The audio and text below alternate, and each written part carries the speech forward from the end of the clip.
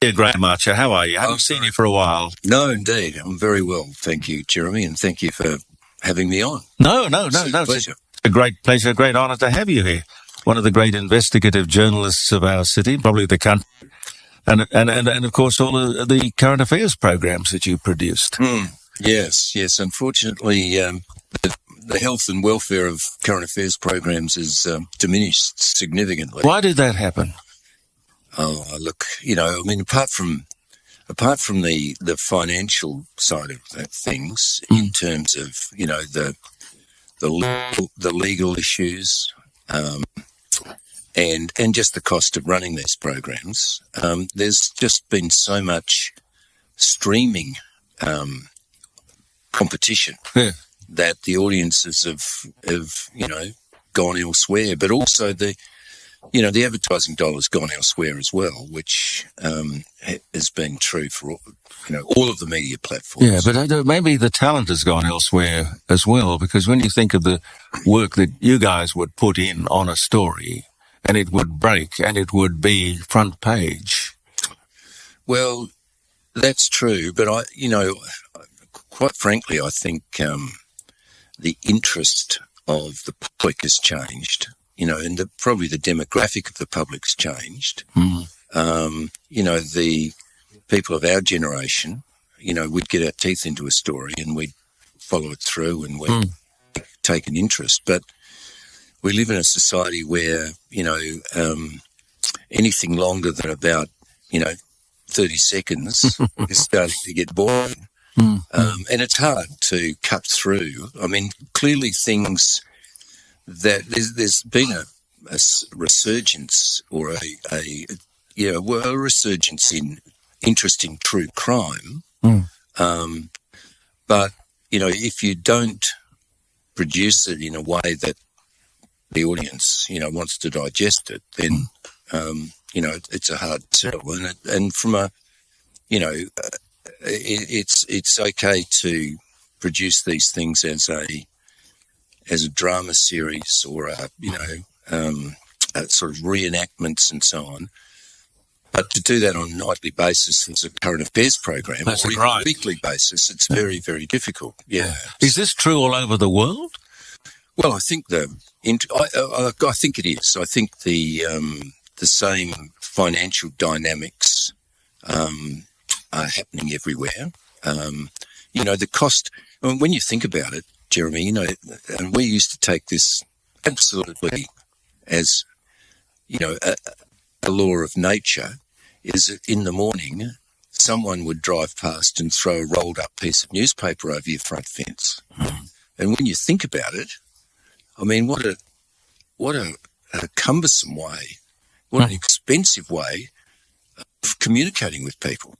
They've got to chop trees, they've got to build printing presses. Worked for a long time. And every night, some slave has to, sweat over the presses and once the journalists have written the material, and then a guy gets up at 2:00 in the morning and drives the streets. Yeah. I mean, you compare that to, our modern communication systems, and it just seems absurd. It's horse and cart stuff. I know, but it's something comforting about reading a newspaper because you can go back to it. I don't know.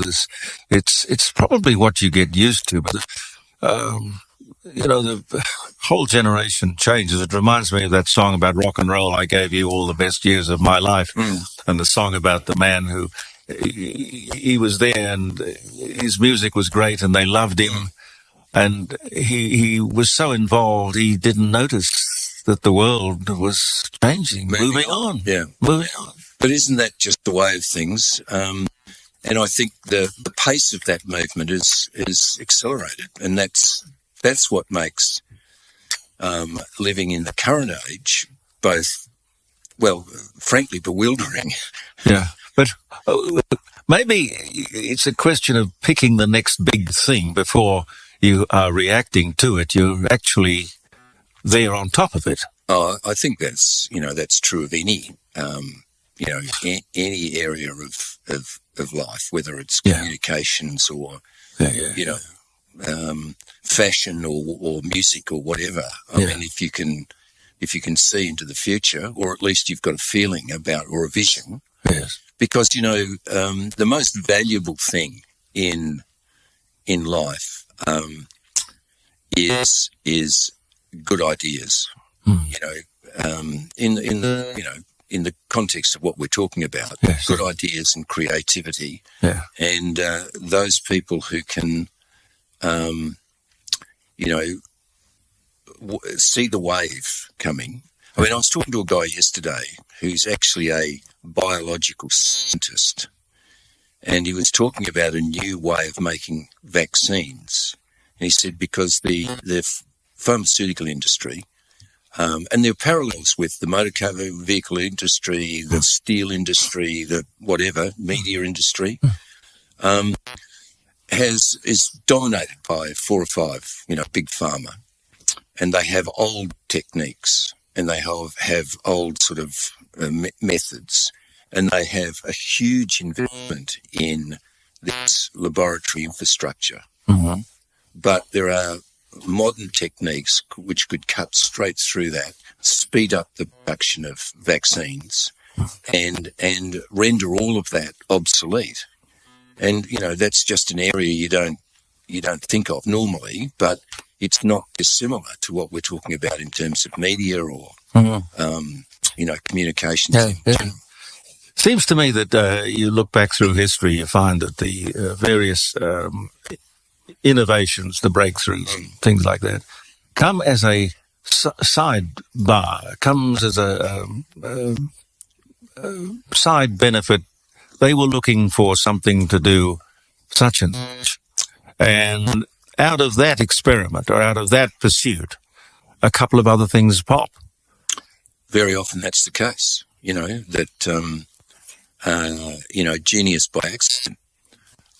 But you have to be looking, and you have to recognise what you stumble upon as being, worth pursuing. So it does have a few prerequisites, but certainly, that's often the case. Yeah, they were looking over here for something, and then the byproduct of that was Velcro. Yeah. Or a mouse knocked over a test tube and it rocked out and mixed with something else. Sort of just the, what do the Americans call it? Fortuosity. Yeah. Did you ever meet Rupert Murdoch? No, I didn't. No. It's interesting, isn't it, that he's finally decided to pass the baton to Lachlan. Yes. Gee, that wasn't very quick, was it? Well, he's sort of been doing it for a while. Yeah, I guess he's feeling, Rupert Murdoch is feeling comfortable about handing it over. But you would have had contact with him? You would have known him? Yeah, I met him in Sydney when they were launching something. I think it might have been it was because the Australian didn't actually start out. Mm-hmm. This was his grand vision, I think, to have a great broadsheet national newspaper. Yeah. And it didn't sort of start out that way. I think it began with the Sunday Australian, which was even before the Weekend Australian. Right. And there was a launch there in Holt Street, and he was hosting a party, and I met him then. Mm. And he's quite a remarkable man. Oh, no doubt about that. Yeah, I imagine there are many, many books written about him. He's got people who love him, people who hate him. Mm. Well, he was absolutely instrumental in pursuing the wrongful conviction of Rupert Max Stewart. Oh, yes. And he, that was one of his causes that he backed in, and at great personal risk, because at one stage he was going to be charged with, I think it was criminal defamation against police, because they objected so strongly to the fact that he'd taken this stand, and kind of, in some ways, an unpopular, championing of a cause, which you wouldn't, in modern times necessarily relate back to Rupert Murdoch, but as a it wouldn't be a popular cause, though. Not a popular cause at all. And so that sort of always made me wonder: did he kind of lose his way a bit in terms of his story? Well, no, but just his moral compass in some ways. Did the size of his empire, take him away from, the sort of proper form of journalism to, a form of journalism which was about sustaining his power or increasing his power? I don't know. Yeah. But he clearly had, strong. But you do need, I would imagine, to have causes. You would have to have things that you went after in high dudgeon, trying to get justice for somebody. Yeah. I mean, the stories that you would have done in that area, what are the ones about which you are most proud? Do you have a favourite or favourites? I don't have a favourite. I mean, they're all different in their own way. Possibly, just opening up the whole can of worms of institutionalized child abuse was one, because it, for a very long time, it was an absolute taboo to talk about child abuse at all. In fact, when I started Today Tonight in 1995, one of the messages from the then EP was no pedophile stories. Why? Because they're too hot to handle, or just not box office? Yeah, not box office. People don't want to hear about that gruesome stuff. It's too yucky. Yeah. But as it turned out, we did go down that track, and it was one of those. You talk about fortuosity. We came across a guy who, as a child, had been abused within government institutions, and he had pursued a case against the Crown, and he was incredibly fortunate that his file had not been destroyed. And so he had, documented evidence that he was being released on weekends to the custody of abusers. And in fact, one notation was Kai has gone off on the weekend with his homosexual friends. And he was 10. And that didn't ring any bells? No, it didn't seem to. But it was written down. How remarkable. Yeah.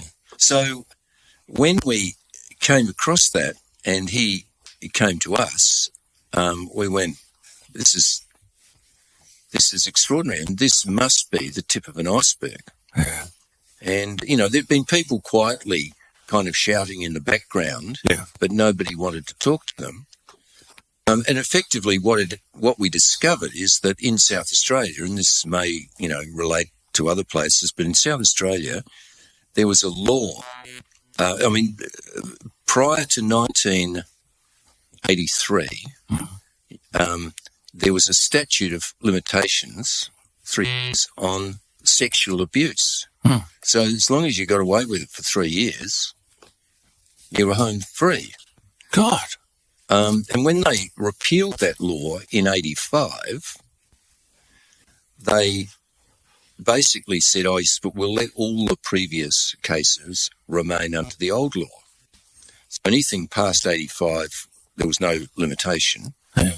But there was this period of time, from 1985 backwards, where there was this limitation. Well, hard to imagine that wasn't something by design. I remember. Well, that is the question. Yeah. Well, I remember. I can't remember the year, but Harold Salisbury was the police commissioner. Yep. And he, for some reason, I think his secretary was called Barbara. And we would have, with the morning program on DN, regular contact with him, and he was very friendly with the media. He handled the media very well for a police commissioner. Anyway, he rang me one day and said, a commissioner would like to have afternoon tea with you. And I said, oh, well, what an honour. Yes, when? And so down I went to Angus Street, up to the penthouse. Yes. And we'd had conversations on the phone, but he wouldn't know me from Adam. And I sat there wondering what all this was about. And he started to talk about the Premier. Right. And in the most extraordinary terms. Yeah. You know, he said, he kept on referring to that little poofter down in, in North Terrace. Yeah. And I don't know where the relationship went bad, because I think they brought him over from England as a very illustrious senior police officer. Oh, in fact, Dunstan handpicked him in London. What? It didn't. Something must have gone wrong with the relationship, because it was shortly after that the Premier and I think the Attorney General at the time marched down to Angus Street and bodily threw him out of the building, or sacked him. Yeah. Sacked him. Yeah. So there were fascinating things going on in Adelaide that were kind of under the radar. Yeah, they were. Under the surface, and it must have all been connected with things like, what was that guy's name? George, the one they threw in the river? George Duncan. George Duncan, yeah. The lawyer. Academic. Academic, yeah. Yeah. And then there was all that stuff with the family. Yeah. And you heard countless rumours about who was family and who wasn't in the family. Indeed. And then there was the strange, I think connected to that was the strange murder of Derek Stevenson, the lawyer. Oh, God, one in the freezer. Yeah. Yeah. Yes, indeed. And yeah, we have a very good but different. We have a really rich history of bizarre crime, don't we? We do. Bodies in barrels? Yeah, well, we do. We do. I mean, I always sort of shudder a bit that South Australia gets characterised by that, because I think that, there are bizarre things happen everywhere. Yeah. But why us? Well, exactly. I mean, my boss at Seven Network used to ring me. He's now deceased. The legendary David Liddy. Oh, I didn't know David Liddy had died. Yeah, he died last year. Yeah. Oh, I'm sorry to hear that. Yes. Yeah. And he'd ring me up, because I'd known him for years through Channel 9 and so on. So he had, some affection for me, and he'd ring up and he'd go, Arch, how's life going in the home of the shallow bush grave? Cruel but funny. Oh, yes. Yeah. He was, David Leckie was married to Sky. Sky, yes. Yeah, she was a lovely lady. I used to know her and work with her when she was doing stuff with, I think, David Jones. Yeah. Oh, dear. Oh, well. But to go back to the original part of the story, I mean, what emerged from all that was the exposure of the fact that these kids were under state care, in the care of the minister in these various orphanages, state-owned or state-supported, and they were vastly being sort of systematically abused. And there was no, nobody, it was a sort of willful blindness turn to it. Yes. And of course, all of those stories, we characterised the story, or at least titled the stories, the takeaway children, because that's effectively what they were. People would just come and take them for the weekend, and they'd be shipped off to, foster care and that were abusers. All of that eventually resulted in the Mulligan inquiry, which... Oh, yes, I remember that. Which... exposed at least the numbers that we're talking about. I mean, there were thousands. and it drew in the end a government apology, a compensation scheme, which I'm sure most of the victims would consider to be inadequate, but it was there at least where it hadn't been before. And in fact, the guy that started it all, Kai, the guy who we did the original story on, did a number of stories on, was on the 14th of June this year, was personally apologised to in Parliament. So, and he has been very courageous in pursuing, these things and supporting other people. So, that's an area. Unfortunately, it's a grim area. Or people are exposed, the sort of more depressing the whole thing becomes. But nevertheless, it's one of those areas of subterranean life that needs to be exposed. So, sunlight is a great antiseptic. But did anything come out of the Mulligan inquiry? Did anyone go to jail? Was anybody? No.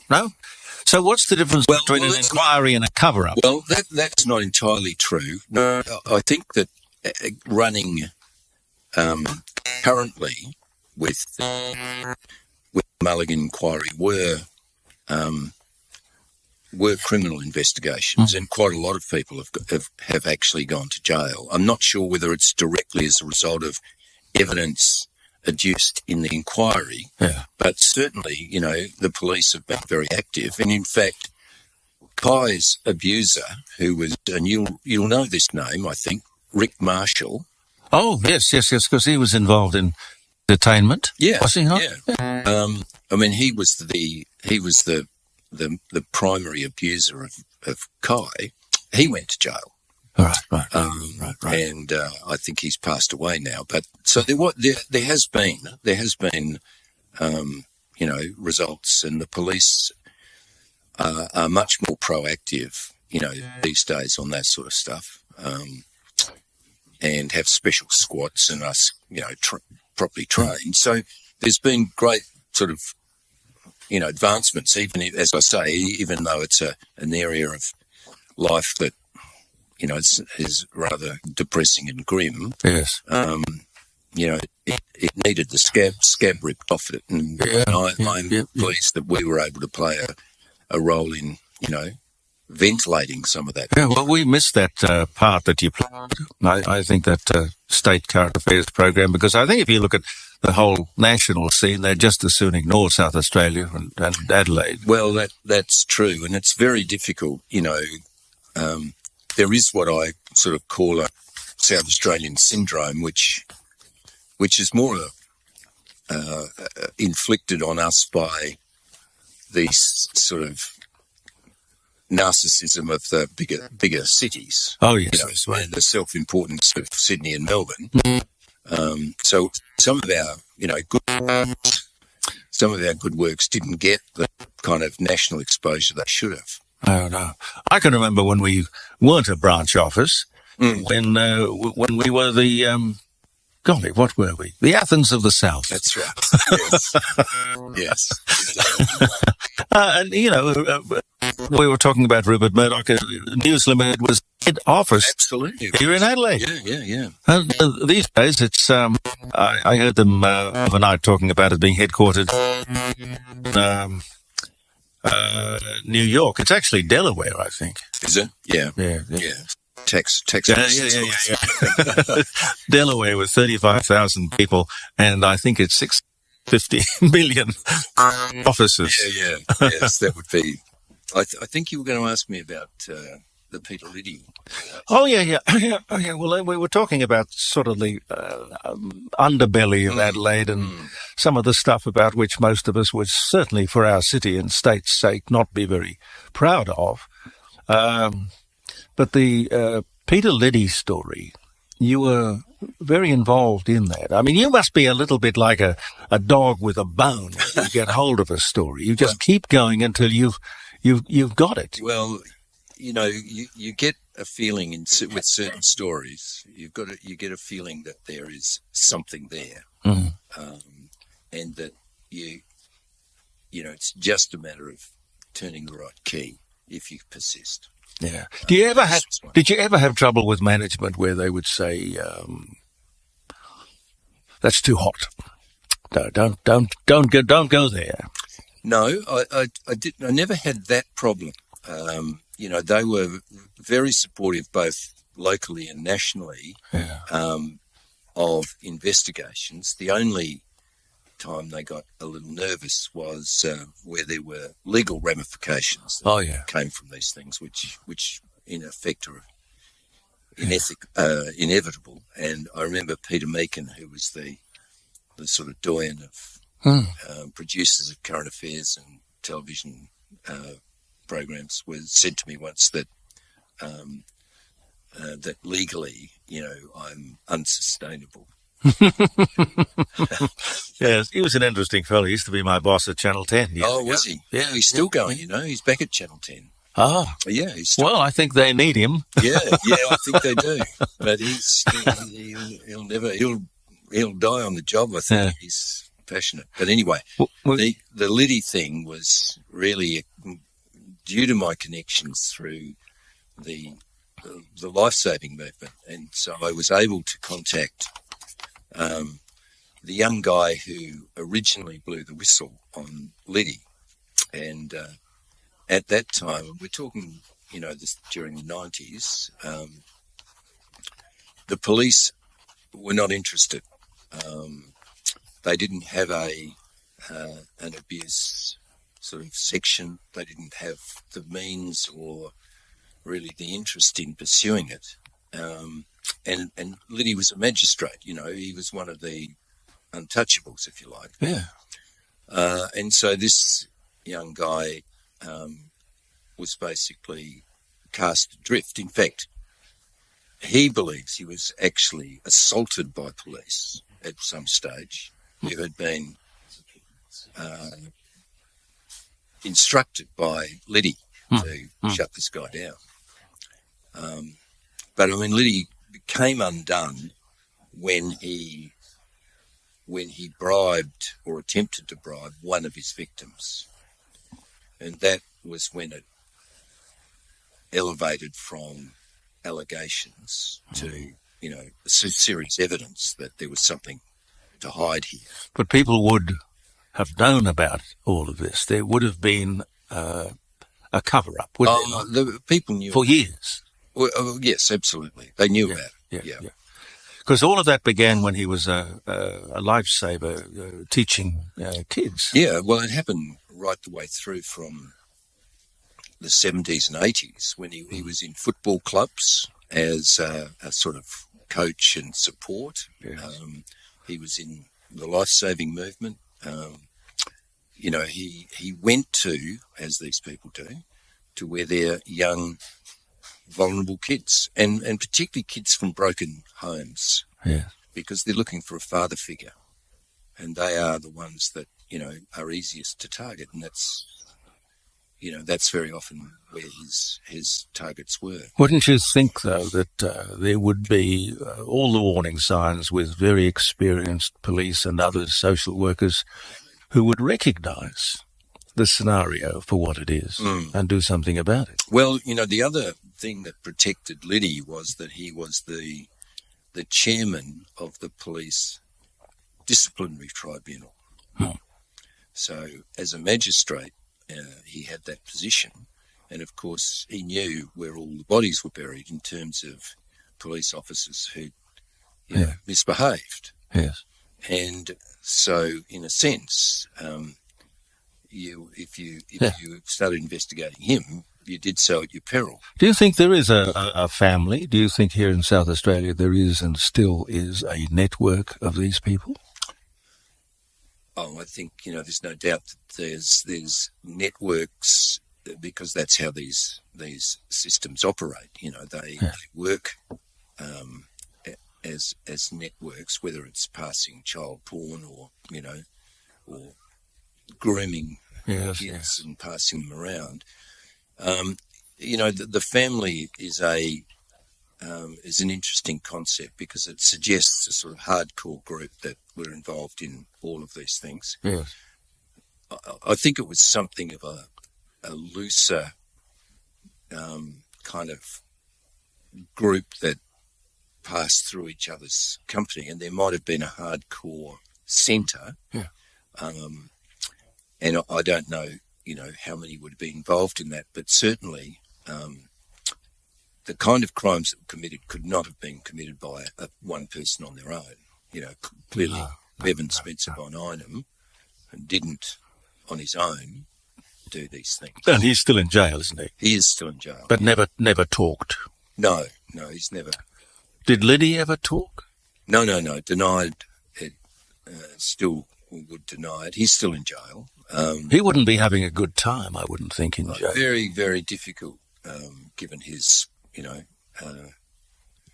his background to survive in jail. Most of it would have been spent in segregation. Will he get out, or they just keep him there? Well, I mean, personally, I think, if you've got a sentence and you serve that sentence, there comes a time when you should release from prison. Yes. Incarcerating people indefinitely, I think, is inhumane. For the term of his natural life doesn't exist anymore, does it? No, but there are rules certainly in some jurisdictions, that say this person will never be eligible for parole. And Liddy's not in that situation. He's done his 18 years non-parole period. In fact, probably done 22 years now. So why isn't he out? Well, he appealed after 18 years, and of course, very unpopular for a parole board and an attorney general to let this guy out. Yes. Because where's the political advantage? And what about the political fallout? Well, that would come, obviously. But, I think if you have sentencing laws, we should stick to them. Who'd want to be the chairman of the parole board? It would be a very terrible job. Unfortunately, the chairman of the presiding officer has been there for 40 years. Yes, I don't think whether she wants the job, it's just that nobody else wants the job. Well, who knows whether that's the case, but I think, the legislation should be changed so, it's a limited term. Yes. Refreshment, as there should be in so many of these positions. No, I totally agree. We were talking about Don Dunstan and those really interesting Harold Salisbury years. The idea of having someone like you, a terrier, quite prepared to kick down the door, blazing cameras. I remember we had a couple of journos like that in the newsroom. Well, Mike McEwen would have been one. Mike McEwen and Des Ryan. Yeah, that's right. And you talked about the backing that your company gave you to do the work, which is very stressful. I don't know how you sort of go home at night after, working on a couple of these cases for which you are famous. But I remember clearly Des Ryan and Mike McEwen, they would stand up at a press conference with the Premier and ask him about, publicly, certain indiscretions. And someone whose name I can't quite remember, who was a well-known heroin addict, who was working as an advisor to Don Dunstan in his office. It wasn't John Cerruto. Yes, that's the guy. Yeah. John Cerruto. Yeah. Not with us anymore. I think he died of an overdose. He did. Yeah.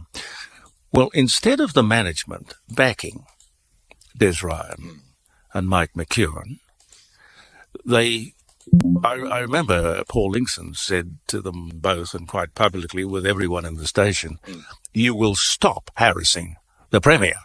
You will leave this alone. But hang on, this is the greatest story that South Australia. But, no, he said, look, we have been read the Riot Act from Macquarie Broadcasting in Sydney. You are not to alienate the Premier. Because the Premier had gone to the head of Fairfax, who owned the station at the time, and complained bitterly about these two bulldogs who were constantly, aggravatingly chasing him. But, it's not always easy to be a Catherine Graham when you've got Bernstein and Woodward who come to you and say, look, we've got the goods on the president. And you say, well, I think we better leave that alone. Or you say, I'll back you all the way. I would like to be on the side of the proprietor who said, I will back you all the way. Yeah. And she did. She did. Which was extraordinary.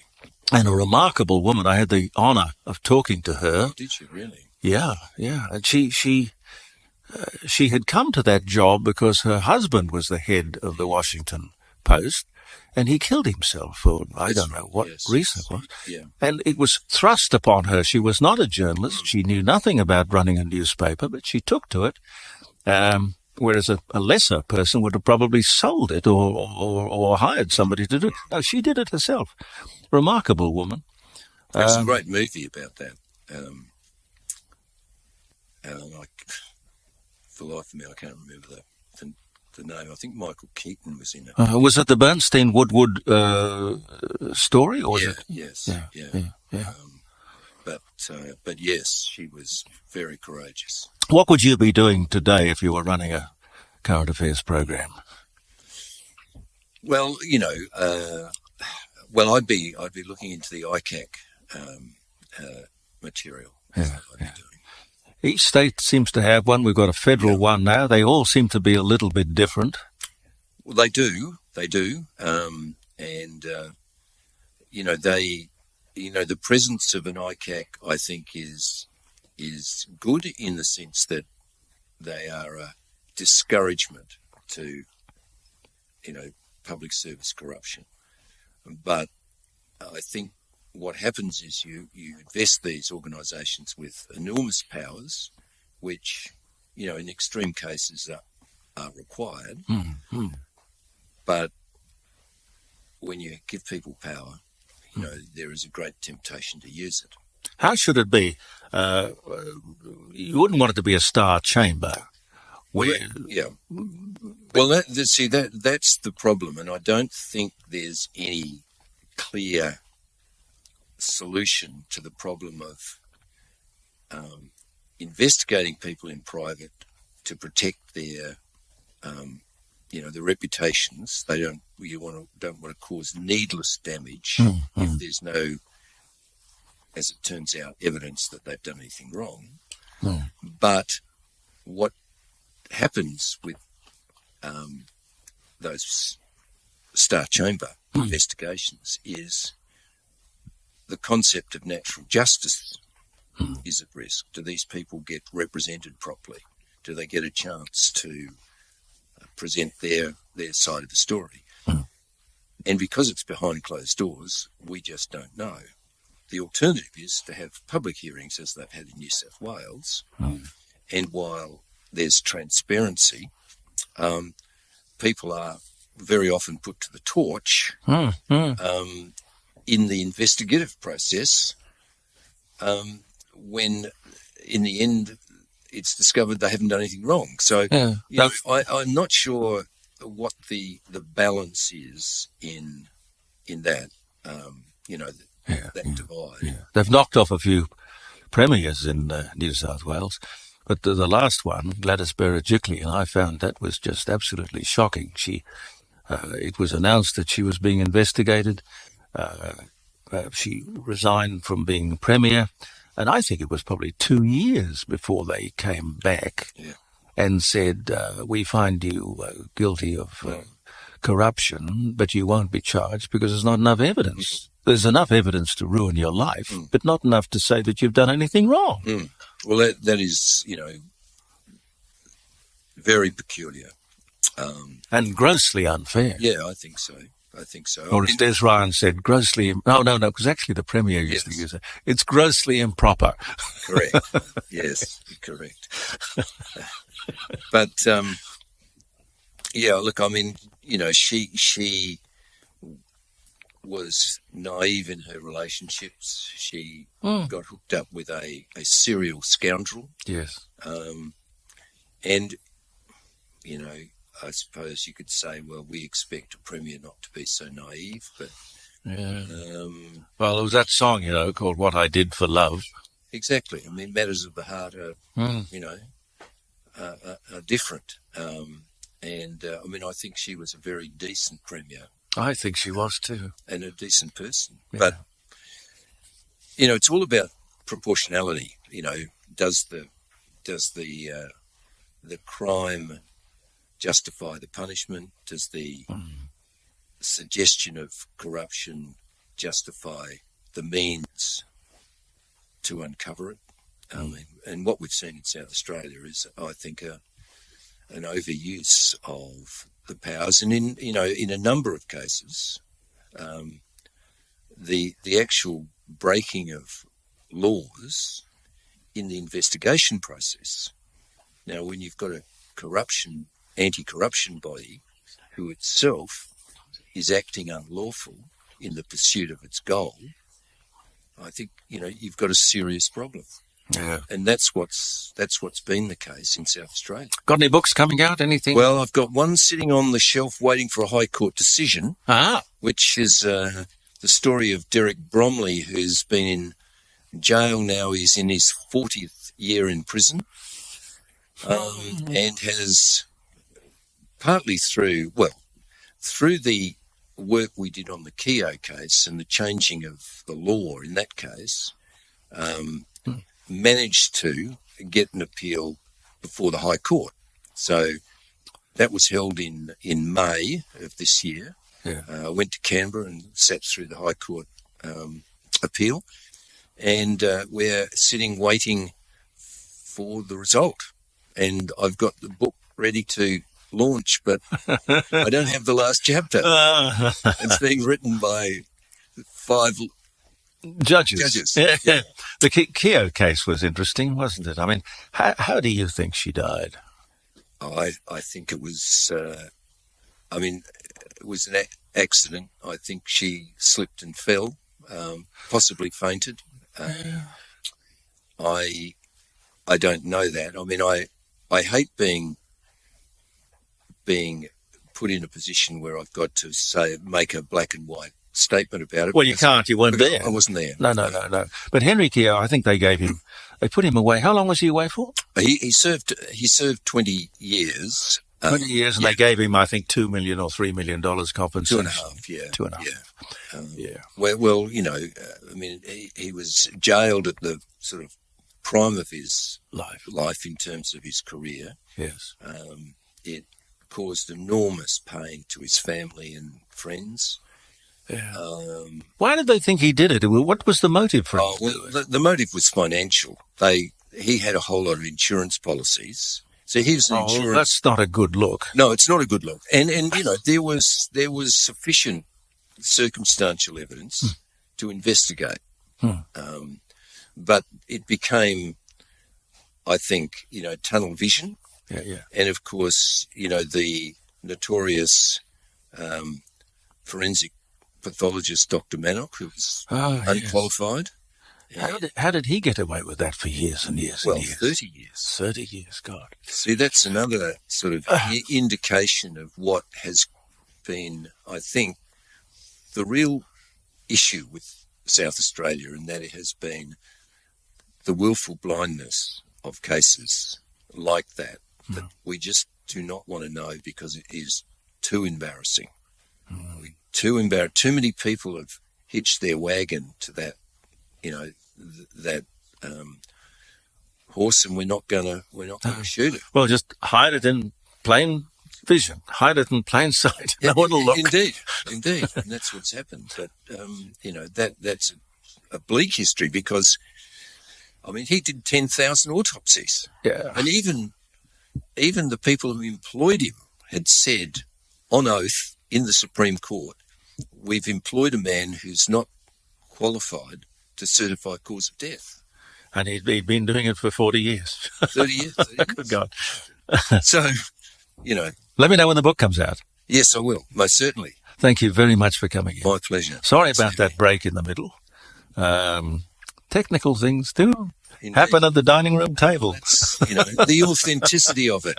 Well, it is. I mean, if it's nothing else, it's authentic. Indeed. Thank you. Pleasure to be with you. Graham Archer, ladies and gentlemen.